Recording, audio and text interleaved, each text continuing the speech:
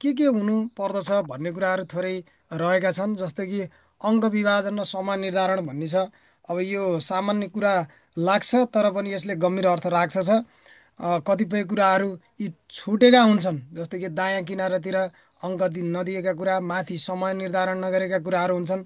त्यस्तै गरी प्रस्तुति र अनुक्रम भन्ने कुरा रहेको हुन्छ। आदि मध्य र अन्त्यको श्रृङ्खला चाहिँ नमिलेको हुनसक्छ।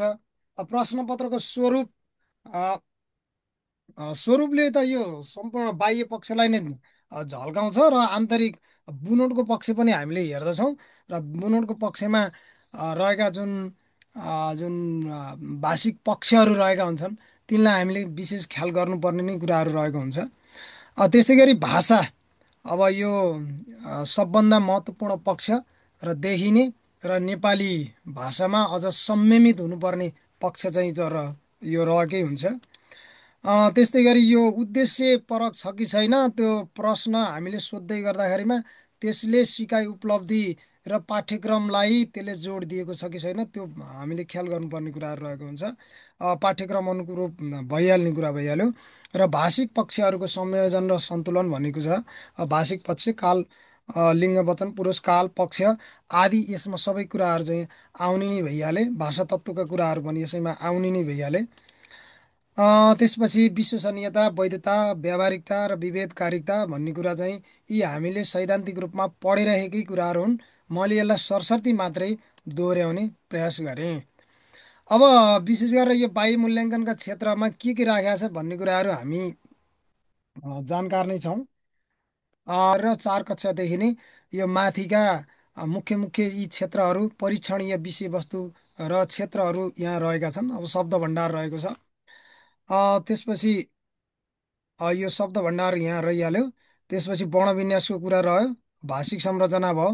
पठनबोध बोध पठनबोध दृष्टांश, निर्देशित रचना, व्यावहारिक लेखन, बुँदा टिपोट, सारांश लेखन, पाठगत बोध, भाव विस्तार, समीक्षात्मक उत्तर, निबन्ध लेखन। अब समीक्षात्मक उत्तरमा त लगभग देखिबाट माथि छ, तल तल भन्दा पनि। अनि यो भाव विस्तार चाहिँ 4-5मा आशय वर्णन गर्नुहोस् भनेर चाहिँ राखेको रहेछ। अब यो सँगसँगै अर्को चाहिँ यहाँ मैले एउटा प्रश्न पाएको थिएँ, यो कक्षा 7को।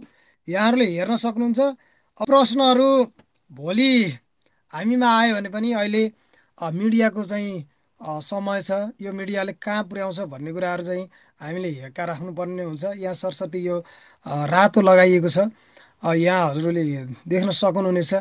अब यहाँ पददोष देखि लिएर वर्णविन्यासगत दोष, कति कुराहरू चाहिँ यहाँ रहेका छन्, हामीले यसरी हेर्न सक्छौँ।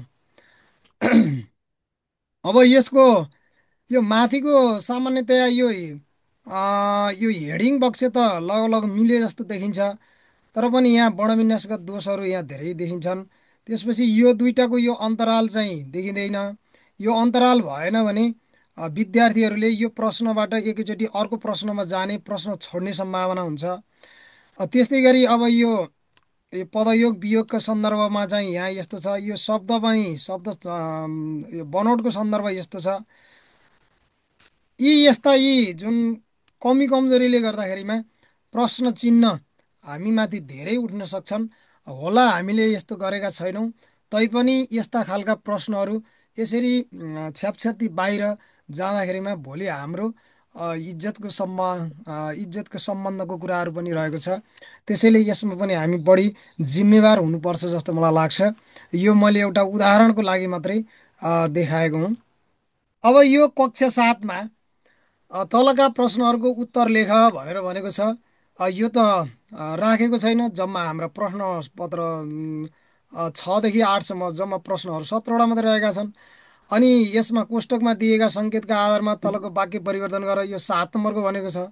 यो 7 नम्बरको त छैन, यसमा त हाम्रो यो 3 नम्बर मात्रै रहेको छ। तलका प्रश्नहरूको उत्तर लेख भनेको छ। त्यो अनुच्छेदबाट एउटा प्रश्न गर्ने, अनुच्छेद दिएर हामीले दृष्टांश अंश दिएर, कथाको अंश अथवा निबन्धको अंश हामीलाई विष्टीकरण तालिकामा नि रहेको छ। विद्यार्थीलाई हामीले परिवर्तन हुनुपर्छ भन्छौँ, अनि हामी आफै परिवर्तन भएनौँ भने यस्ता चाहिँ जुन आक्षेपहरू हामीलाई आउने गर्दछन्। अब यो पनि हामी जस्तै शिक्षकहरूले हजुर। निकाल्नु भएकै हो। अब हेर्दाखेरिमा अलि बिजोगै लाग्दो अवस्था रहेको छ। एउटा मैले उदाहरणका रूपमा मात्रै यहाँ हजुरहरू समक्ष मैले प्रस्तुत गरेँ। अब त्यसो भएदेखि अब के गर्ने त? अब हामीले पुतली बजार नगर स्तरीय परीक्षा गर्ने भनेका छौँ, एउटालाई एकरूपता ल्याउने भनेका छौँ। हामीले 81 सालको वार्षिक परीक्षामा हामी एउटा समिति मार्फत एउटा प्रश्न, एउटै खालको प्रश्न बनाउने त्यहाँबाट हामीले जमर्को गऱ्यौँ। त्यसपछि 82 सालको त्रैमासिक परीक्षामा पनि हामीले गऱ्यौँ र कतिपय हामीले प्रश्न फलानु स्कुलले बनाउने भन्यौँ। बनाउने भन्दै गर्दाखेरिमा हामीले बनाएर त पठायौँ, तर कुरा के हुँदो रहेछ भन्दाखेरिमा बनाएर पठाउँदाखेरिमा त्यसलाई काटछाँट गर्दाखेरिमा उही समस्या हुँदो रहेछ। उही अब जो ढुङ्गा ल्यायो कुँदेर ठ्याक्क ट्याक्क मिलाएर त्यही बनायो, घर बनायो, कस्तो राम्रो हुन्छ होइन। तर त्यही ढुङ्गा हो, भद्रगोल बनाएर फालिदियो भने त्यसले समस्या ल्याउँछ। त्यसैले एउटा हाम्रो स्वरूप, बाह्य स्वरूप, ढाँचा र अन्तर्वस्तुहरू त हामीलाई विष्टिकरण तालिकाले निर्दिष्ट गरेकै हुन्छ। त्यसैले त्यो एकरूपता कसरी गर्न सकिन्छ भन्ने सन्दर्भमा हामीले एउटा छलफल गरेर, मोटामोटी छलफल गरेर नेपाली विषयगत समितिले तयार गरेका छौँ। के गर्दाखेरिमा प्रश्नपत्र पनि राम्रो हुने, अन्तराल पनि ठिक हुने र त्यो विद्यार्थीहरूलाई पढ्न पनि सहज हुने भन्ने सन्दर्भमा हामीले पेपर चाहिँ A4 साइजको ल्यान्डस्केप यो 1300मा दुईवटा कोलम चाहिँ गराउने। अब हाम्रो सम्भवतः 4-5को चाहिँ हाम्रो 15वटा प्रश्न छन्, 6-8को 17वटा छन्, त्यसपछि 9 र 10को 20वटा चाहिँ प्रश्नहरू छन्। ती प्रश्नहरू मूलत यो 4-5को अगाडि र पछाडि हुने, त्यसपछि 6-8को पनि अगाडि र पछाडि सकिने, 9 र 10को त अगाडि र पछाडि मात्रै एउटा पेजले मात्रै एउटा पान्नाले मात्रै नसकिने, अर्को पान्नु पनि चाहिने देखिन्छ। किन भन्दाखेरिमा अनुच्छेदै हाम्रा लगभग 11वटा त अनुच्छेदबाटै प्रश्नहरू आउने गर्दछन् यो कक्षा 10मा। त्यसैले अनुच्छेद धेरै बनाउनु पर्ने भएको हुनाले कक्षा 9-10को लागि पनि यसले समेट्ने देखिन्छ। त्यसपछि यो प्रश्नको हेडिङमा पनि हामीले यस्तो राखौँ कि भनेर एउटा प्रस्ताव गरिएको छ र यो अन्य विषयका समितिहरूले पनि यसलाई पालना गरिदिनु भयो भने, किनभने अङ्ग्रेजी बाहेक लगभग फन्ट चाहिँ मिल्छ होला जस्तो लाग्छ। पुतली बजार नगरपालिका माथि हामीले सिरानमा राख्ने। त्यसपछि यसको साइज चाहिँ हेडिङ हेडिङ प्रीति फन्ट वा युनिकोड कोकिला 16 साइजको गर्ने भनिएको छ। अब अहिलेको सन्दर्भमा त युनिकोडै प्रयोग गर्नुपर्छ। युनिकोडमा पनि निर्मला युआई देखि लिएर कालीमाटी पनि छन्, तर त्यसमा पनि यो प्रीति जस्तै राम्रो, अझ त्योभन्दा पनि राम्रो युनिकोडको कोकिला चाहिँ राम्रो भएको हुनाले यो 16 साइजको यो माथिल्लोपट्टिको राख्ने हामीले पुतली बजार नगरपालिका भनेर। र अर्धवार्षिक परीक्षा बिचमा अब जुन राखिन्छ त्यो चाहिँ 22 साइजको, किनभने अलिकति ठुलो त्यसले देखाउनु पनि पर्ने भयो। र अनि यो बिचको पनि तलको पनि यसलाई 16 साइज राख्यौँ भने सम्भवतः यसको जुन बाह्य पक्षको सिराहानको जुन स्वरूप छ त्यसले अलिकति आकर्षक दिन्छ कि भन्ने मलाई लाग्छ। र यो माथि उल्लेख गरिएको ढाँचा कक्षा 4 देखि 12सम्मको नेपाली विषयमा यो प्रश्न पत्र निकाल्दाखेरिमा अपनाइयो भने एकरूपता पनि हुने र सधैँभरि अब यो हाम्रो फर्मेट पनि छ। सर म्याडमहरू नापिदिनु होला। कक्षा 5को भएपछि कक्षा 4लाई गरिहाल्छ, 7को भएपछि 6, 7, 8 दुइटैलाई भइहाल्ने भयो। 9 र 10मा एउटा 9को चाहिँ छ, त्यो फर्मेट छ। त्यसैलाई हामीले ओभरल्यापिङ गरेर त्यसैमा टाइप गर्न पनि सक्छौँ। आवश्यकता अनुसार प्रीति अथवा कोकिला फन्ट पनि प्रयोग गर्न सक्छौँ। हामीले बनाएको प्रश्न हामी आफै स्वयंमा विज्ञ हो, हामी एउटा मापदण्ड पार गरेर यहाँ आएका छौँ। त्यसैले हामीले बनाएको प्रश्न भोलि नेपाली विषय समितिमा पठाउँदाखेरिमा वा एक्सलेन्ट, कस्तो राम्रो बनाएर पठाउनु भएछ यो स्कुलकोले भन्ने भयो भने त्यो हजुरको गुडविल पनि हुन्छ। त्यसपछि हाम्रो नेपाली विषयको र समग्र अन्य विषयहरूलाई पनि यस्तो नेपालीको यसरी यो काटछाँट असाध्यै मिलेको भन्ने एउटा मेसेज पनि जाने भएको हुनाले यसमा हजुरहरूले ख्याल गरिदिनको लागि म अनुरोध गर्दछु। र अब यहाँ अहिले हामीले नमुना बनाएका प्रश्नहरू पनि हेर्नेछौँ। प्रश्न अक्षर त्यो अगाडि नै मैले भनिसकेँ, प्रीति फन्ट यदि पुरानै हानिरहनु भएको छ भने अरू पनि छन्। हिमाल बीच छ, सगरमाथा छ, अनि त्यो बाहेक हिमचुली छ। ती पनि हामीले प्रयोग गर्न सक्छौँ। तर त्योभन्दा पनि अब पुरानो प्रचलन र प्रीति फन्डबाट युनिकोडमा पनि परिवर्तन गर्न सजिलै हुने हुनाले प्रीति फन्ड हामीले प्रयोग गऱ्यौँ भने सजिलो हुन्छ जस्तो लाग्छ। त्यसपछि कोकिला, युनिकोडको कोकिला, यी दुईटा मध्ये एउटा प्रयोग गर्नु होला। र अर्को हाम्रो सल्लाह त भएको थियो फन्ट साइज चाहिँ 9-12को 14सम्म गर्ने कि भन्दा 14बाट अलि बढी गयो। अहिले हामीले नमुना नि हेरौँला। 9देखि 12सम्म 13 साइज गरियो अनि हामीले बिचमा ब्रेक पनि Tutte avevo chi poi अ, 9-12मा 13 साइजको गऱ्यौँ भने उपयुक्त हुँदो रहेछ। त्यसपछि 6-8मा 14 साइज र 4-5मा 15 साइज भयो भने मिल्दो रहेछ। र मूल प्रश्नहरू बोल्ड गर्ने, हाम्रो जस्तो कि 4-5 को 15वटा प्रश्न छ भने नम्बर दिएको अङ्क चाहिँ हामीले त्यसलाई बोल्ड गर्ने। र त्यो प्रश्न भ्याइसकेपछि त्यससँग सम्बन्धित ब्रेक पनि हुन्छन्। ती सब ब्रेक गरिसकेका प्रश्नहरू पनि हामीले क ख ग अथवा त्यो भ्याइसकेपछि एउटा लाइन ब्रेक गर्ने भन्न खोजेको हो। यो मूल प्रश्नपछि सहायक प्रश्नहरू तल क ख ग आउँदाखेरिमा एउटा ट्याप गर्ने त्यो नमुना चाहिँ छ। अब अर्को चाहिँ के हुँदो रहेछ भने मूल प्रश्न अङ्क 1 2 3 त गर्छौँ, सहायक प्रश्न पनि यो कोष्ट नदिने समस्या हुँदो रहेछ।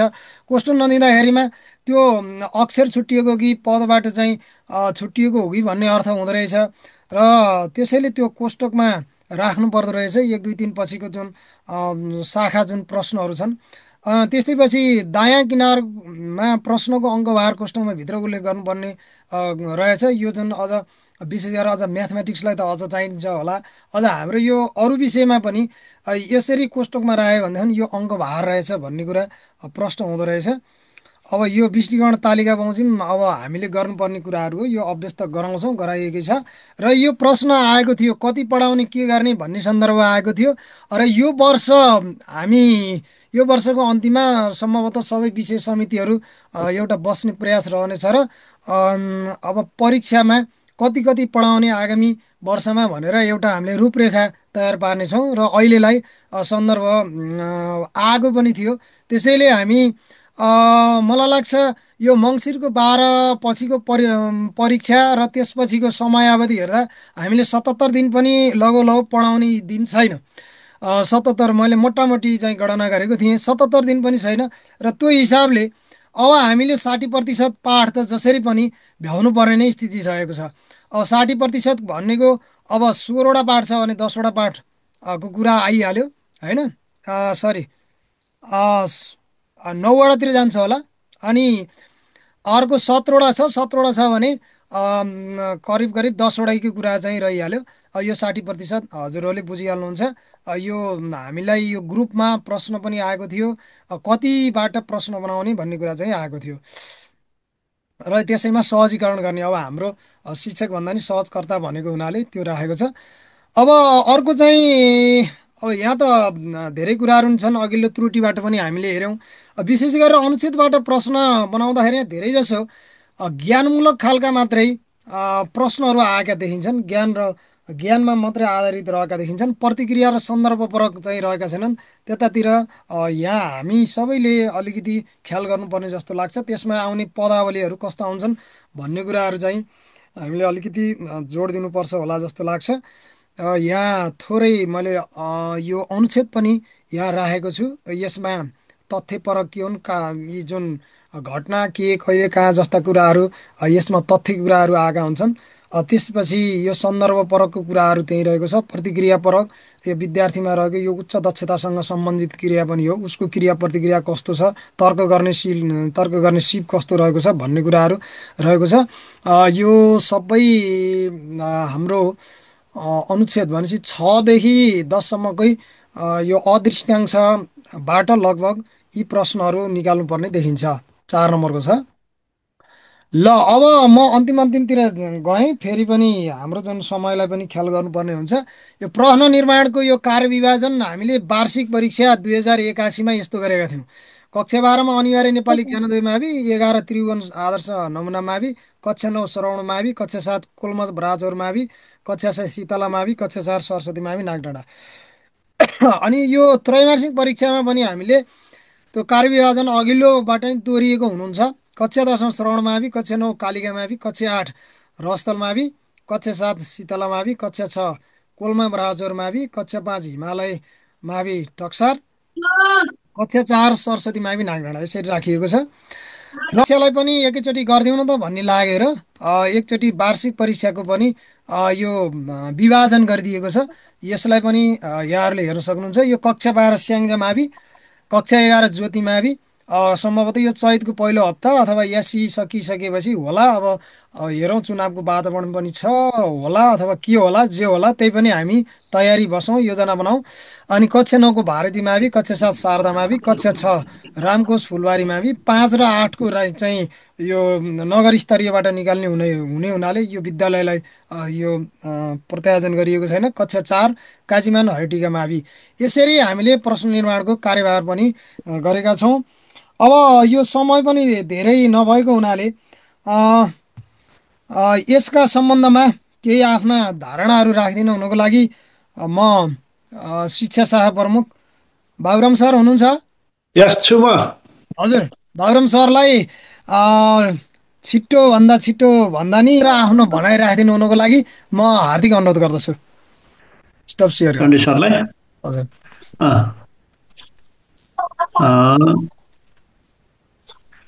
चण्डी सरको प्रस्तुति म अलिक ढिलो जोइन भएँ,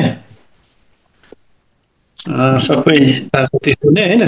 हजुर हजुर। ठिक छ, अब हामीले फ्री क्लास भएको हुनाले हामीले 40 मिनटभित्र सक्नुपर्ने हुनाले हामी 28 मिनट रनअप भइसक्यौँ। त्यही भएर अलिकति थोरै। हजुर सर।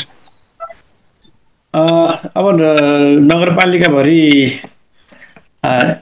हामीले जुन एउटै किसिमको एउटै परीक्षा सञ्चालन गर्ने भन्ने निर्णय गरेका छौँ।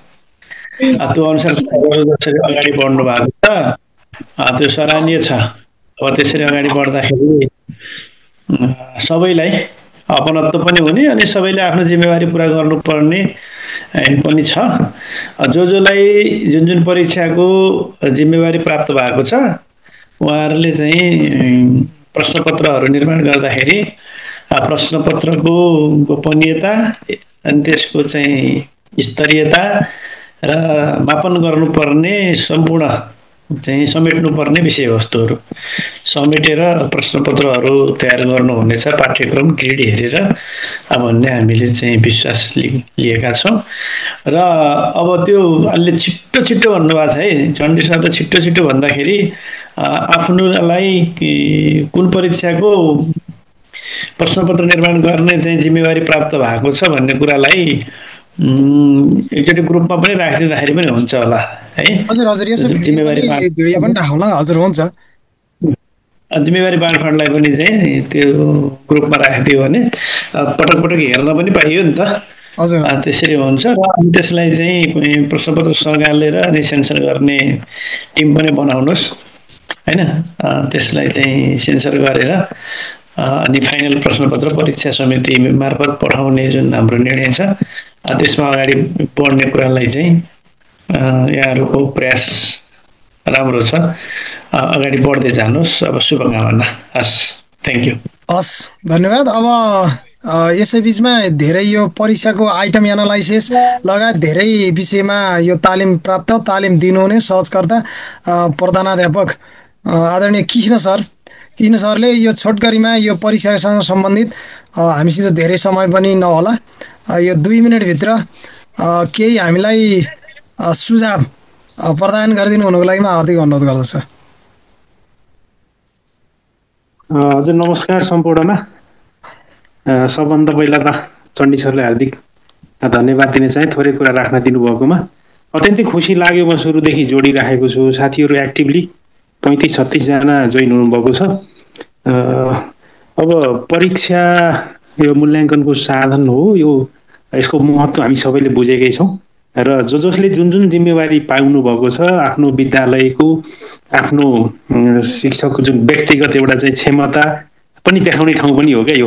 किनभने हामीले निकालेको क्वेसनलाई अरू साथीहरूले आहा कति राम्रो निकाल्यो भन्ने तरिकाले हामी मेहनत गरेर प्रश्न निकालौँ र अघि हाम्रो शिक्षा शाखा प्रमुखले भनेको जस्तै सरले भनेको जस्तै विशिष्टीकरण तालिका एकदमै हामीलाई चाहिँ विशिष्टीकरण तालिका त्यस्तै गरी अघिल्लो त्रैमासिक परीक्षामा कस्ता खालका प्रश्नहरू आएका थिए हुबहु तिनै आउनु पनि भएन त्यसमा अलिकति मेहनत गरेर प्रश्न निकालौँ र प्रश्नले नै हाम्रो एउटा चाहिँ बच्चाको सिकाइ उपलब्धिलाई मापन गर्ने यो पेपर पेन्सिल टेस्ट नै हो हाम्रो हुन त अब आन्तरिक मूल्याङ्कन हुँदाहुँदै पनि हामीले यो पेपर पेन्सिल टेस्ट अथवा प्रश्नपत्रले नै मूल्याङ्कन गर्ने हुँदाखेरि सबै खालको बच्चाको राम्रो मूल्याङ्कन हुने गरी हामी मेहनत गरौँ। नेपालीको ग्रुप अत्यन्तै एक्टिभली लाग्नुभएको छ र प्रश्नहरू आइसकेपछि सम्भव भएसम्म एउटा टिम बसेर त्यो प्रश्नलाई चाहिँ अन्तिम रूप दिएर अनि त्यसपछि परीक्षा समितितिर मूल समितितिर फालियो भने अझै यसमा त्रुटिहरू कम हुँदै जान्छन्।